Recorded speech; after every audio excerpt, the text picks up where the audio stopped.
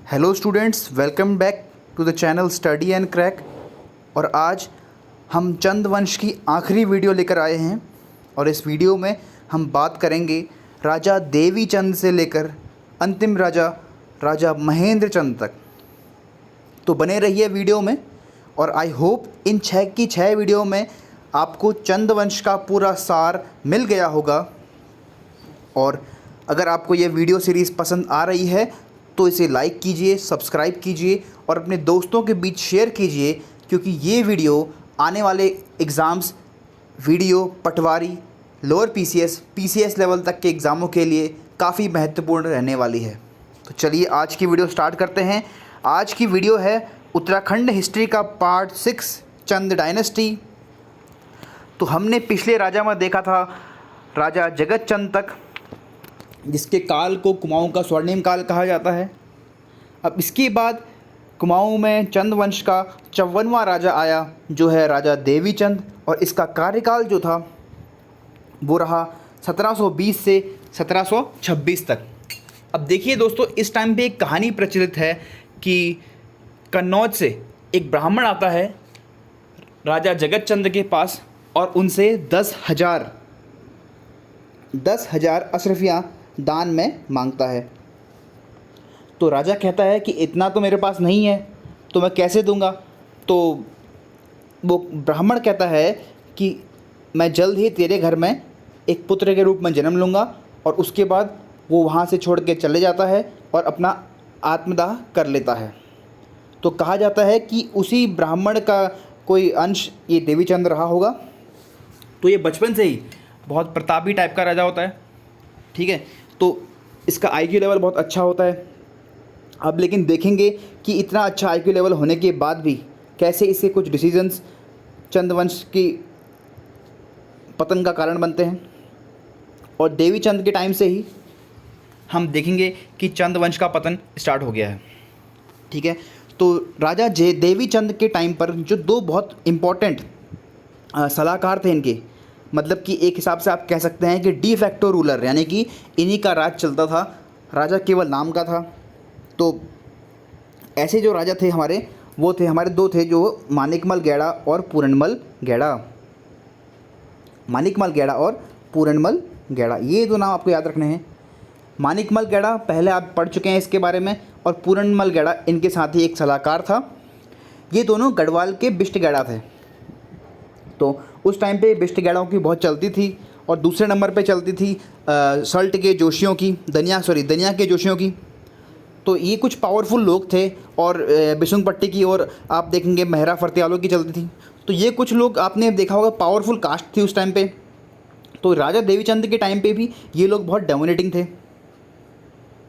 ठीक है।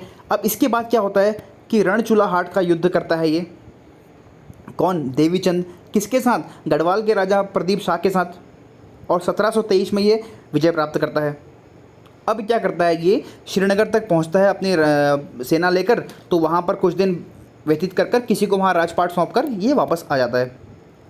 अब वापस आने के बाद ये अपने पूर्वजों का, जगत चंद के टाइम पे आपने देखा होगा कि स्वर्णिम काल था ये कुमाऊं वंश का। तो उस टाइम पे काफ़ी अच्छा रेवेन्यू कलेक्ट हुआ था। तो उस टाइम के अनुसार इसने एस्टिमेट करवाया अपने रेवेन्यू का, तो 3.5 करोड़ रुपए इसके कोष में पड़े होते हैं। तो अब ये 3.5 करोड़ रुपए देखकर ये जो दोनों व्यक्ति हैं, मानिकमल और पूरनमल, इन दोनों की आंखें चौंध जाती हैं और ये कुछ प्लानिंग करते हैं। ये क्या करते हैं कि ये लोग देवीचंद को उकसा कर इससे बोलते हैं कि यार आप तो राजा विक्रमादित्य के समान हो, ठीक है, आपको दान पुण्य करना चाहिए, इतना पैसा पड़ा है राजकोष में, वो किस काम का। तो इसको भड़का कर ये ऐसा करते हैं कि हम ये बोलते हैं कि हम वैदिक पीरियड बनाएंगे, दोबारा उस काल को दोबारा जिएंगे। तो ऐसा कर ये इस राजा को भड़काते हैं देवीचंद को, और देवीचंद से कहते हैं कि आप अपने सारे ब्राह्मणों का कर माफ़ कर दीजिए। तो देवीचंद इनके बहलावे फैसला में आ जाता है, और सारा जो राजकोष है उसमें से ये बोलता है कि सारे ब्राह्मण जितने भी इसके नगर में हैं, पूरे काली कुमाऊं में जितने भी ब्राह्मण हैं, सबसे कहो कि अपने जो वो पत्रियां हैं उसे लाइए, और अपना जो आपका ऋण है वो मैं चुका दूंगा। तो ऐसा करते करते ये व्यक्ति 3.5 करोड़ में से 1 करोड़ का दान चुका देता है, ठीक है। अब क्या है इसके मन में लालसा, वही कि मैं क्या बनूंगा, विक्रमादित्य। ठीक है, अब ये भड़का रहे हैं। अब देखिए पूरनमल गैडा और मानिकमल गैडा क्या करते हैं कि फर्जी डॉक्यूमेंट बनाते हैं, फर्जी ब्राह्मणों को पकड़वाते हैं और उनसे सबके सामने कहलवाते हैं कि हमारा इतना लोन है। अब राजा सबके सामने कैसे मना करे, तो ऐसा करते करते फर्जी डॉक्यूमेंट बनाते बनाते इसने टोटल 1 करोड़ की राशि दान दे दी। ठीक है, दूसरी चीज़, भाई ने 1000 गायें दान करी अपने पिताजी की तरह। उसके बाद इसने लक्ष्य होम और कोटि होम कराया। होम कराते हैं ना हम अपने घरों में आज भी, तो वैसे ही इसने लक्ष्य होम और कोटि होम कराया। और उस होम के बाद इसने 8-8 हज़ार अशरफियाँ दान में दी थी। तो ये अंधाधुंध दान करता गया, इसका कोई हिसाब नहीं।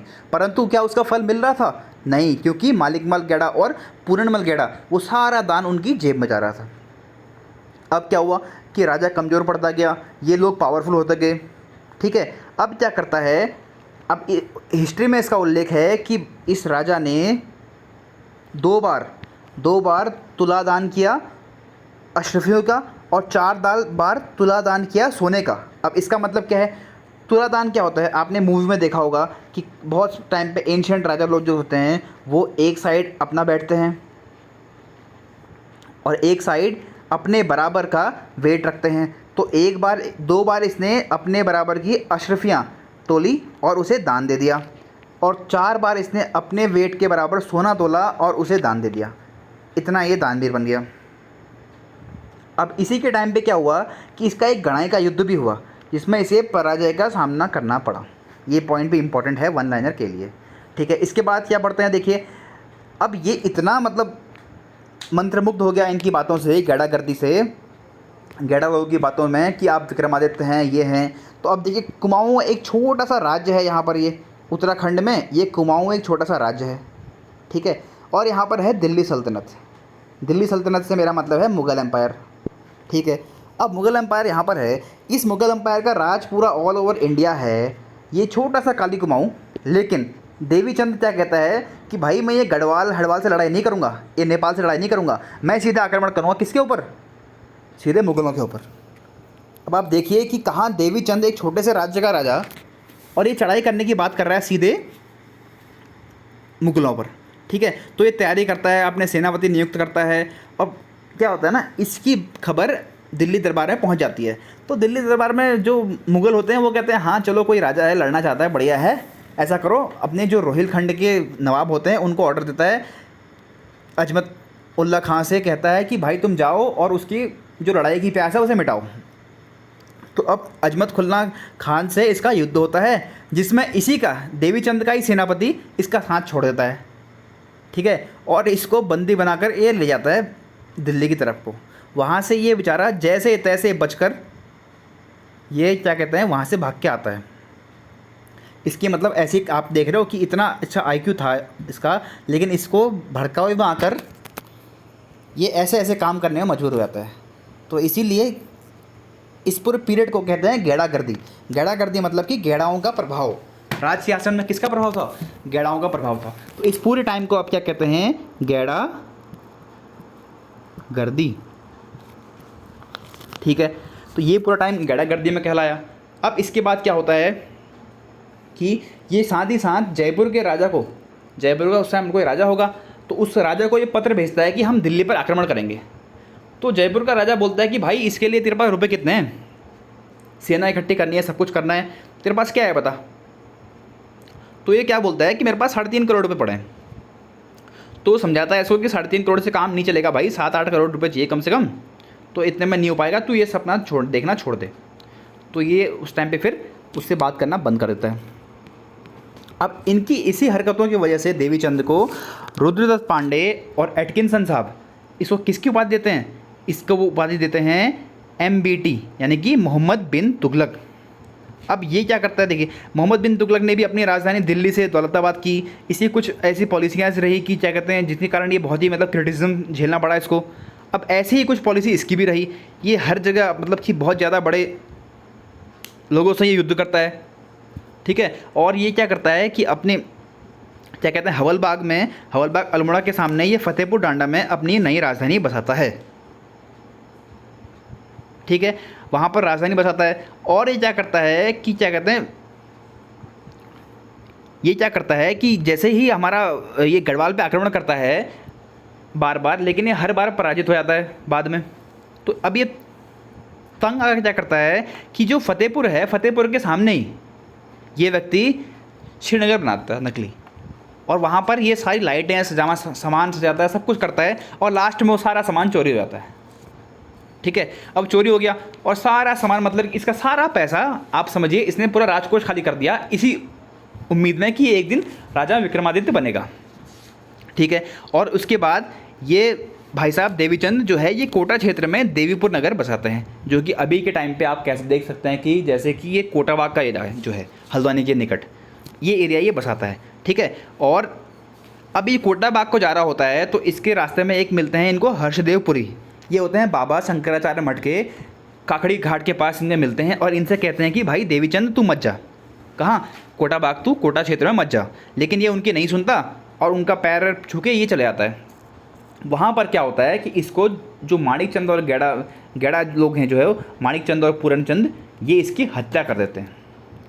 ठीक है, तो इसकी हत्या कर देते हैं। तो अब इसको देखकर क्या होता है कि वो जो आदमी था, कौन, वो बाबा जो होते हैं वो भी अपना आत्महत्या कर लेते हैं, यानी कि अपना आत्मदाह, अपना शरीर वो भी त्याग देते हैं, क्योंकि वो इससे बहुत प्यार करते थे। ये समझाते हैं बहुत बार कि भाई मत जा वहाँ, लेकिन ये मानता नहीं है, तो क्या कहते हैं इसकी ये निर्मम हत्या कर देते हैं। और गैड़ा लोग जो होते हैं वो क्या फैला देते हैं कि राजा को किसी सांप ने काट लिया।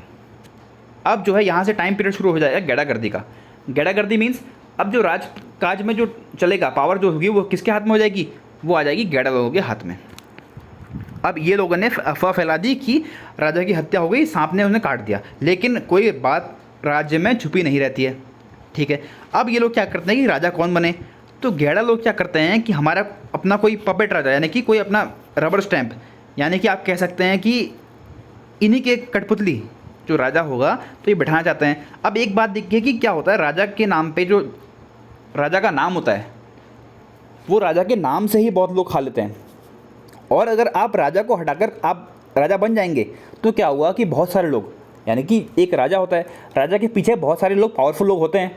अब उनमें से अगर कोई एक पावरफुल आदमी राजा को मारकर गद्दी में बैठ जाए तो दूसरे जो पावरफुल आदमी को चिढ़ेंगे, वो कहेंगे भाई हमें भी गद्दी बैठना है ना। तो ये लोग क्या करते हैं, खुद गद्दी में नहीं बैठते हैं, क्योंकि इन्हें पता है कि हम गद्दी में बैठेंगे तो हमारा विरोध होगा।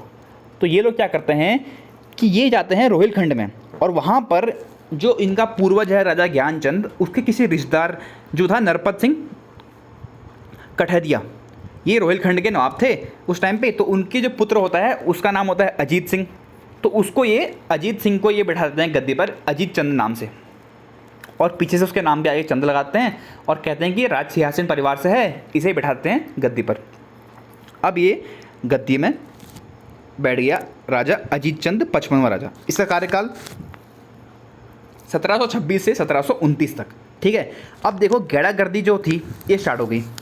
अब ब्राह्मणों से सारा दान जो इन्होंने दिया था ना देवीचंद के टाइम पे, वो इन्होंने वापस कर लिया। अब ये सब हो गया, सारी इनने लूटपाट मचा दी पूरे क्षेत्र में, सब लोग इनसे परेशान हो गए। ठीक है, अब गैड़ागर्दी यहाँ से स्टार्ट हो गई। ठीक है, अब क्या होता है, एक बहुत ही खास घटना यहाँ पर क्या है कि जो पूरनमल गैड़ा है बहुत ही पावरफुल आदमी था राज दरबार में। तो जो अजीत चंद, राजा जो अजीत चंद है, उसकी औरत जो उनकी वाइफ है, उनका एक्स्ट्रा मैरिटल अफेयर चल जाता है पूरनमल के साथ। ठीक है, तो नाजायज संबंध बनते हैं उनके और उनसे एक पुत्र पैदा होता है। और पूरनमल गैड़ा क्या करता है, उस पुत्र को नाम देता है किसका, राजा का, और राजा के दरबार में जाता है उसको बधाई देने। लेकिन अजीत चंद के कानों में यह बात पड़ चुकी होती है कि ये बेटा तो मेरा है ही नहीं, ये तो पूरनमल का बेटा है। तो जैसे ही पूरनमल आता है उसे बधाई देता है, आपका बेटा हुआ है, आपको बधाई हो, तो उसे गुस्सा आ जाता है और वो गुस्से में उसे अपशब्द कह देता है। अब पूरनमल गैड़ा तो इंतजार ही किसी बात का कर रहा था, वो तो वैसे ही गुस्से वाला आदमी, तो उसने क्या करा, उसी टाइम मौके पर ही उसे मौत के घाट उतार दिया, अजीत चंद को। आप देख रहे हो, 2 राजा इन्होंने मार दिए। तो ऐसा इनका खौफ चल गया उसके बाद।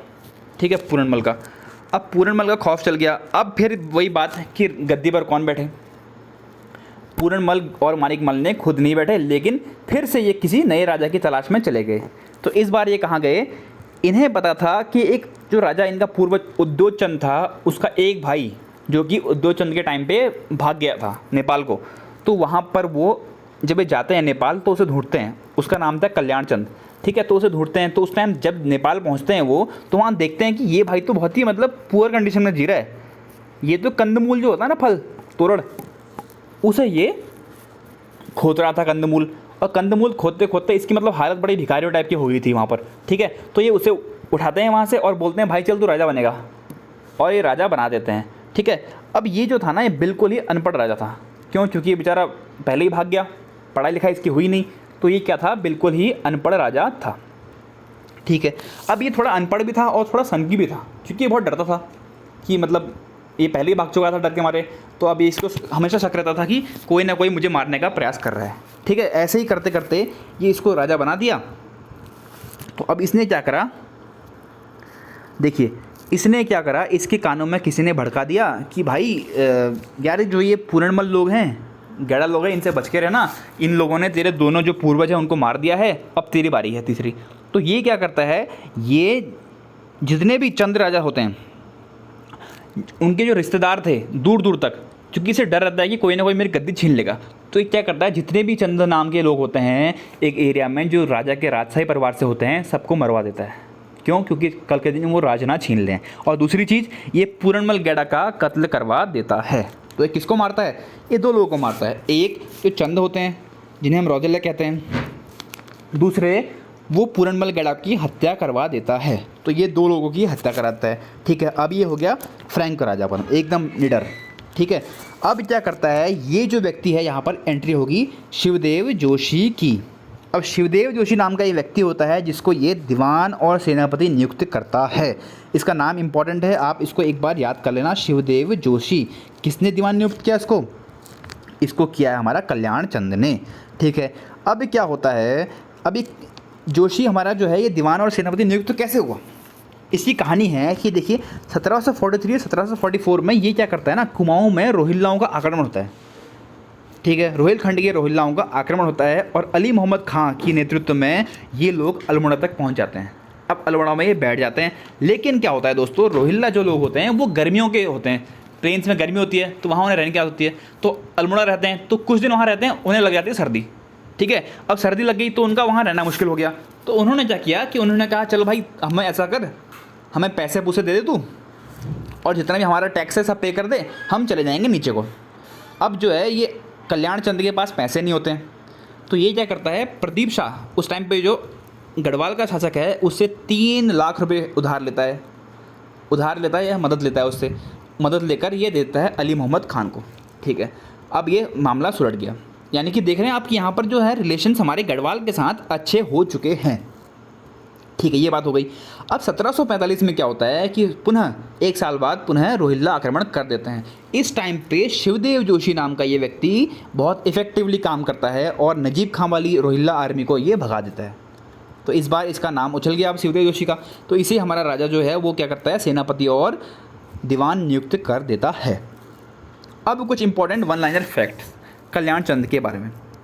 अब देखिए ये जो राजा है थोड़ा सनकी टाइप का है, तो ना ये क्या करता है, इसको कोई मतलब कि एक अफवाह फैला देता है, किसी कान भरता है राजा के कोई आदमी कि यार जो तुम्हारे ब्राह्मण लोग हैं ये अल्मोड़ा साइड के, ये तुम्हें मारने वाले हैं, ठीक है, तुम्हें मारने का इसने प्लान बनाया है। तो अब ये है अनपढ़ राजा को दिमाग, आदमी को वैसे ही दिमाग नहीं होता, ठीक है। तो ये लोग क्या करता है पता है आपको, ये 9 भगोने, 9 जो भगोने होते हैं, भगोने जो यानी कि हम खाना बनाते हैं भगोने में सामान रखते हैं, अपना खाना बचा हुआ खाना रखते हैं भगोने में, तो ये क्या करता है, इतने लोगों को मारता है, उनकी आंखें निकाल देता है ये कि 9 भगोने भर जाते हैं आंखों से, लोगों की आंखों से 9 भगोने भर जाते हैं, इतने लोगों को ये मारता है, ठीक है। तो ये मतलब कि एक तरह से पागल राजा हो गया। तो देखिए इसका परिणाम क्या मिलता है कि अंतिम समय में ये राजा कल्याण चंद पंचम खुद अंधा हो जाता है। इसने पूरे जीवन भर लोगों की आंखें निकाल के मारी और अंतिम टाइम पे ये राजा खुद ही अंधा हो गया। तो देख रहे हैं आप मतलब कि एक तरह से ये प्रकृति का आपने कहा कि टिट फॉर टैट वाला हिसाब हो गया, जैसे को तैसा। जीवन भर इस राजा ने लोगों की आंखें निकाली, ब्राह्मणों को मारा और अंतिम समय पे ये राजा खुद ही अंधा हो गया। एक वन लाइनर फैक्ट इससे कि ये व्यक्ति चौमहल का निर्माण करवाता है। चौमहल का निर्माण कौन कराता है? कल्याण चंद।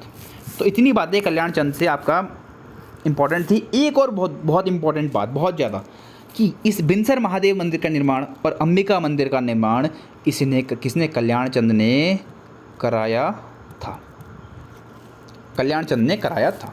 ठीक है, ये चीज़ें इसके बारे में इंपॉर्टेंट है। अब इसके बाद आता है राजा दीपचंद। ठीक है, अब एक और इम्पॉर्टेंट बात कि देखिए, अब जो ये राजा है कल्याण चंद, इसे पता है कि राजा के जाने के बाद कोई भी अच्छा आदमी राज्य में नहीं बचता है। ठीक है, हर कोई चाहता है कि मुझे गद्दी मिले। ठीक है, तो ये क्या करता है, हर्षदेव जोशी से कह के जाता है कि हर्षदेव भाई तुम एक काम करना, मेरा बेटा दीपचंद अभी छोटा बालक है, उसका ख्याल रखना, और अगर राजा तुम्हारी इच्छा राज करने की है तो तुम क्या करना, मेरे बेटे को मारना मत, उसका कम से कम ख्याल तो रख देना, उसे जिंदा छोड़ देना। ठीक है, तो ये उसे अपना संरक्षक बना के चले जाता है। तो अगला राजा आएगा दीपचंद। दीपचंद जो है उसका शासनकाल है 1748 से 1777। ठीक है, 1748 1777, और इसका जो संरक्षक है वो है शिवदेव जोशी। ठीक है, अब शिवदेव जोशी का एक पुत्र होता है हर्षदेव जोशी। इस नाम को आप याद रखिए, कुमाऊं के इतिहास में और गढ़वाल के इतिहास में इससे इंपॉर्टेंट आदमी इस टाइम पे आपको कोई नहीं मिलेगा, इस एरा पे 1748 से लेकर 1790 के टाइम तक। ये मतलब एक तरीके से इसे चाणक्य कहते हैं कुमाऊं का।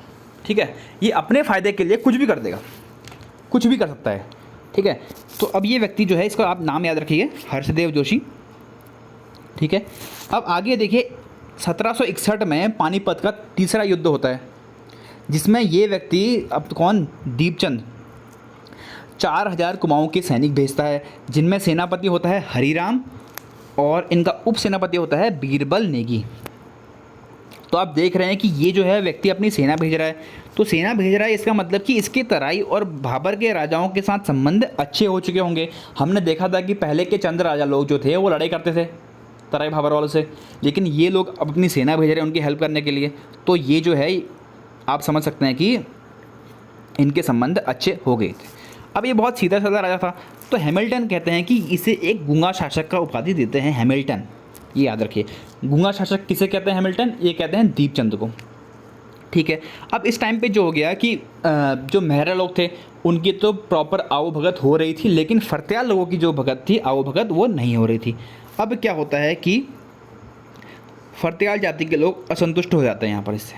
ठीक है, अब इसके बाद एक इम्पॉर्टेंट घटना घटती है कि 1764 में शिवदेव जोशी की हत्या हो जाती है। ठीक है, और यहाँ पर एक और नए आदमी का उदय होता है जिसका नाम है मोहन सिंह रौतेला।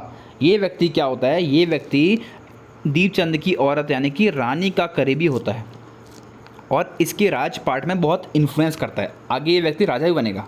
ठीक है, तो अब देखिए और एक इम्पॉर्टेंट बात इससे दीपचंद से रिलेटेड कि ये व्यक्ति जागेश्वर में स्वयं की अष्टधातु मूर्ति स्थापित करता है। देख रहे हो, मंदिर है वहाँ पर अपनी अष्टधातु मूर्ति स्थापित कर दे रहा है भाई। कौन, दीपचंद। तो दीपचंद नाम का व्यक्ति जो है ये अपनी जागेश्वर में अष्टधातु मूर्ति स्थापित करता है। इंपॉर्टेंट फैक्ट है इसके रिलेटेड। ठीक है, अब बात करेंगे मोहनचंद, यानी कि देखिए अब जो होता है ना, मैंने आपसे पहले ही कहा था कि राजा बनने के लिए राजा का नाम होना बहुत ज़रूरी होता है। तो लोग क्या करते थे, राजा बनने के लिए अपना नाम बदल कर उसी कास्ट ले लेते थे जो राजा वहाँ राज्य कर रहा है। तो मोहन सिंह रौतेला बन जाता है मोहनचंद, और ये राज करता है 1779 से 1777 से 1779 तक। अब जो है ये 58वां राजा है। ठीक है, तराई में इसके टाइम पे देखिए इतना यहाँ पर षड्यंत्र चल रहे हैं, किसी राजघराने में इतना सब कुछ हो रहा है, तो आपको लग रहा है कि वो जो राज्य है वो डोमिनेटिंग कुछ हो पाएगा, कुछ प्रोडक्टिव वहाँ काम हो पाएगा, नहीं। तो राज्य का ऐसे ही मतलब कि विघटन स्टार्ट हो जाता है। इसी प्रकार तराई का क्षेत्र जो होता है वहाँ पर अराजकता शुरू हो जाती है, कोई बार बार आक्रमण कर देता है। वैसे ही वो जो एरिया था वो बहुत प्रोडक्टिव एरिया था, बहुत फर्टाइल एरिया है, तो वहाँ बहुत रेवेन्यू कलेक्ट होता है, तो उसके लिए पहले से मारा मारी थी। अब ये यहाँ राजा कमज़ोर पड़ गए हैं, तो यहाँ पर अराजकता शुरू हो जाती है। और ये व्यक्ति क्या करता है, इसकी ना हर्षदेव जोशी के साथ बिल्कुल नहीं बनती थी। तो जैसे ही ये राजा बनता है, ये हर्षदेव जोशी को सीधे जेल में डाल देता है। ठीक है, और इसे ये क्या करता है, फांसी की सज़ा देता है। लेकिन जो मोहनचंद का एक भाई होता है वो होता है लाल सिंह गोसाई। कौन, लाल सिंह गोसाई। लाल सिंह गोसाई की जो लाल सिंह गोसाई हैं, इसके संबंध किससे, इसके संबंध हमारे हर्षदेव जोशी से बहुत अच्छे होते हैं। ठीक है, तो ये राजा से कहता है यार इसको मारो मत, इसे ऐसा करो तुम फांसी दे दो, फांसी मत दो, इसे तुम आजीवन कारावास दे दो। तो राजा इसकी बात सुन लेता है और इसको क्या करता है, वो आजीवन कारावास दे देता है। ठीक है, अब जो है लाल सिंह गोसाई ने इसकी जान तो बचा ली, तो हर्षदेव जोशी हमारा जेल में बंद है। अब कैसे ना कैसे करके ये क्या करता है, गढ़ नरेश को गुप्त पत्र लिखता है कि भाई यहाँ पर जो है राजा बहुत कमज़ोर है और तुम आक्रमण कर दो यहाँ पर, तो तुम्हें यहाँ से बहुत सारा खजाना मिलेगा और मैं भी छूट जाऊँगा। ठीक है, तो ये बात सारी इन्फॉर्मेशन देता है किसको, गढ़वाल नरेश को। अब गढ़वाल नरेश क्या करता है यहाँ पर, उस टाइम पे गढ़वाल नरेश है कौन, ललित शाह। तो ललित शाह क्या करता है, ललित शाह जो है वो क्या करता है यहाँ पर बगवाली पोखर में आक्रमण करता है और मोहनचंद और ललित शाह के बीच में होता है बगवाली पोखर का युद्ध सन 1779 में। बहुत इंपॉर्टेंट युद्ध है ये, 1779 में बगवाली पोखर का युद्ध मोहनचंद और ललित शाह के बीच में होता है, जिसमें ललित शाह नाम का राजा, गढ़ नरेश राजा, विजित हो जाता है। ठीक है, इसकी यहाँ पर जीत हो गई। ठीक, अब क्या होगा, जो हमारा मोहनचंद है वो भाग गया, रामपुर के नवाब फैज़ुल्ला खां की शरण में चला गया। ठीक है, अब हर्षदेव जोशी यहाँ पर से आज़ाद हो गया और इसके बहुत अच्छे संबंध हो गए ललित शाह के साथ। ठीक है, ललित शाह यहाँ जीत गया, कुमाऊँ का राजा बन गया ये ललित शाह, और गढ़वाल का राजा पहले से था। ललित शाह के बहुत पुत्र थे, तो इन्होंने क्या किया कि प्रद्युमन शाह को, इनके बेटे थे ललित शाह के बेटे प्रद्युमन शाह को, इन्होंने प्रद्युमन चंद का उपाधि देकर बिठा दिया कुमाऊँ की गद्दी पर 59वें राजा के तौर पर। इस भाई ने राज किया 1779 से 1786 तक। अब देखिए प्रद्युमन शाह जो है ये बन गया यहाँ का राजा, कहाँ का, गढ़वाल का। अब ललित शाह की मृत्यु हो जाती है वापस जाते वक्त गढ़वाल को, तो इसका बड़ा बेटा जयकृत शाह जो है वो हो जाता है गढ़वाल का राजा। अब गढ़वाल का राजा ये बन गया, कुमाऊँ का राजा, दोनों भाई बन गए। ठीक है, तो लेकिन क्या होता है ना, जयकृत शाह के दरबार में कोई व्यक्ति होते होंगे तो वो भड़का देते हैं कि यार देखो बड़े तो तुम हो लेकिन राजा बन गया छोटा वाला कुमाऊँ का। ठीक है, तो जयकृत शाह को भड़काते हैं और जयकृत शाह अपने भाई से क्या बोलता है कि देख भाई तू राजा है कुमाऊँ का, लेकिन मेरे बाप ने यानी कि ललित शाह ने इसको जीता था, तो तू क्या करेगा, टैक्स देगा किसको, मेरे को टैक्स देगा। इस बात से दोनों मतलब कि प्रद्युमन शाह भी नाराज़ हो जाता है, वो बोलता है यार कि भाई ऐसा हो गया, ऐसा कर रहा है, मेरे से टैक्स ले रहा है। ठीक है, तो वो मतलब हो जाता है, इस कारण जो दोनों में क्या होती है, अनबन हो जाती है। अब इसी टाइम पे गढ़वाल पर भी क्या होता है, अराजकता फैल जाती है और उस टाइम पे जयकृत शाह की मृत्यु हो जाती है। ठीक है, अब गढ़वाल की गद्दी खाली है, अब इसका असली घर है गढ़वाल, ये राज कर रहा है कुमाऊँ में बैठकर। ठीक है, एक क्वेश्चन बहुत इंपॉर्टेंट है कि कौन सा गढ़वाल नरेश है, कौन सा गढ़वाल नरेश जिसने कुमाऊँ पर राज किया, कुमाऊँ के चंद्रवंश में। तो आप याद रखेंगे प्रद्युमन शाह किस रूप में आया, प्रद्युमन चंद के रूप में आया। अब ये सब चीज़ें हो गई यहाँ पर। ठीक है, अब जयकृत शाह की मृत्यु के बाद ये व्यक्ति है कहाँ चले गया, ये चले गया आपका गढ़वाल। ठीक है, गढ़वाल चले गया, यहाँ किसे सौंप गया, हर्षदेव जोशी को ये सौंप कर चला गया। अब जो काम आएगा जोशियाली, ये टर्म जो है जोशियाली उस टर्म को कहते हैं जिस टाइम पे सारा जो राजपाट था वो हर्षदेव जोशी के हाथ में था। उसने उस टाइम पे जो भी उधम मचाया, जो भी उसने काम किए, अपना फ़ायदा किया, सब कुछ राज किया, उस दौरान उस टाइम को कहते हैं जोशियाली। ठीक है, ये इंपॉर्टेंट हो गया। अब जो है जैसे ही ये अपना प्रद्युमन शाह गया गढ़वाल, वैसे ही मोहनचंद को खबर लग गई और ये छोटी सी सेना इकट्ठी करके 1786 में पाली का युद्ध करता है, इसमें इसकी जीत हो जाती है और यहाँ पर ये पुनः राजा बन जाता है। एकमात्र ऐसा व्यक्ति जो 2 बार राजा बनता है कुमाऊँ के इतिहास में वो है मोहनचंद। असली में ये मोहन रौतेला है, लेकिन राजा राज करने के लिए इसको चंद की कास्ट डोमिनेट करनी पड़ रही है, तो ये बन जाता है मोहनचंद। ठीक है, कुछ टाइम बाद हर्षदेव जोशी इसकी हत्या कर देता है। ठीक, इसका चैप्टर क्लोज। अब लाता है 61 राजा शिवचंद। ये कोई इतना खास राजा है नहीं। इस टाइम पे क्या होता है कि शिवचंद के टाइम पे जो है हमारा पराक्रम शाह आता है, ये तीसरा बेटा है ललित शाह का, यानी कि प्रद्युमन और जयकृत का भाई है।